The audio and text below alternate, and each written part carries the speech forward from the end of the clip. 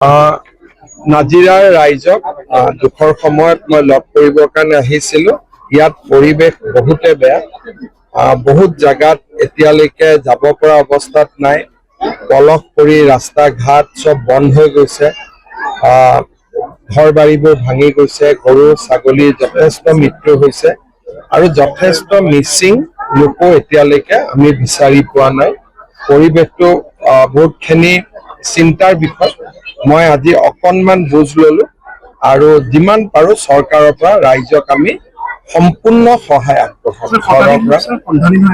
50 জন লোক সন্ধানহীন হোৱা বুলি বিধায়ক মহোদয়ে জনাইছে, হয়তো সংখ্যাটো আৰু বেছিও হ'ব পাৰে। আৰু এতিয়ালৈকে মই কিমান মৃত্যু হ'ল নাজানো, 18 জনৰ মৃতদেহ আমি পাইছো আৰু 18ৰ ওপৰত 50 জন বা তাতকৈ বেছি এতিয়াও সন্ধানহীন হৈ আছে।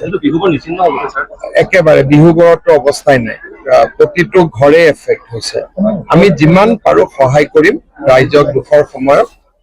মই আমাৰ ৰাস্তা ঘাটৰ পৰা ঘৰ দুৱাৰ গৰু ছাগলী যাক যেনেকে পাৰো আমি সহায় কৰিম।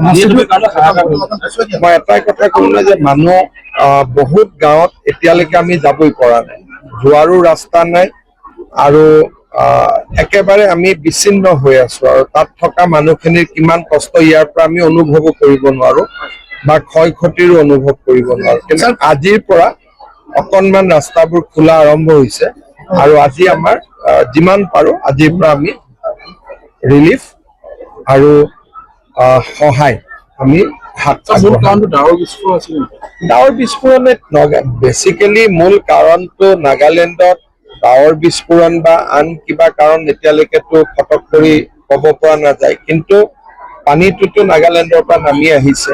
এতিয়া নাগালেণ্ডত ডাৱৰ বিস্ফোৰণৰ কাৰণে নামি আহিছে নে তাত পাহাৰ কাটাৰ কাৰণে নামি আহিছে, গোটেই বিষয়বোৰ নাগালেণ্ড চৰকাৰৰ লগত কথা পাতিব লাগিব। কিন্তু তেওঁলোকে ডাৱৰ বিস্ফোৰণ হোৱাৰ লগে লগে আমাক জনাইছিলে যে এটা ডাঙৰ ডাৱৰ বিস্ফোৰণ হৈছে, গতিকে নামনিত আপোনালোক সাৱধান হওক।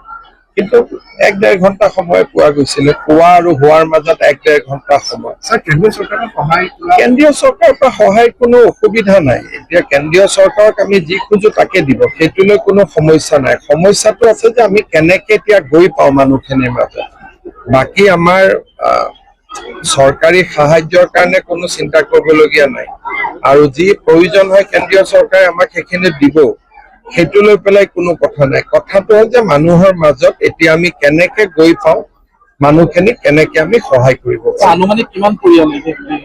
এতিয়ালৈকে এটাটো বিহুবৰ পঞ্চায়ত সম্পূৰ্ণ বিধ্বস্ত হোৱা বুলি কৈছে, লগত ৰমণী ৰদৈ এইকেইখন পঞ্চায়তো ক্ষতিগ্ৰস্ত হোৱা বুলি কৈছে। কিন্তু একজেক্ট ক্ষয় ক্ষতি আৰু 2টা দিন লাগিব গম পাব। তাকে মোক কৈছে বিধায়ক মহোদয়, মই এতিয়া যিমান পাৰো যাব চেষ্টা কৰিম আৰু মই আকৌ আহিম ৰাইজক যাতে সম্পূৰ্ণভাৱে আমি সহায় কৰিব পাৰো। মই আহি থাকিম যেতিয়ালৈকে ৰাইজৰ দুখখিনি দূৰ নহয়।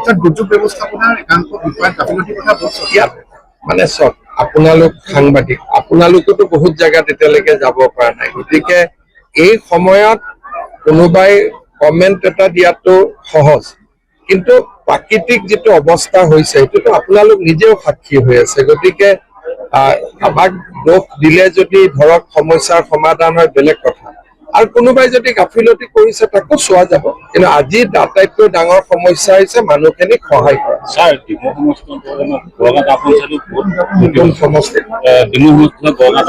সুশান্ত আছে মোৰ লগত, মই কথা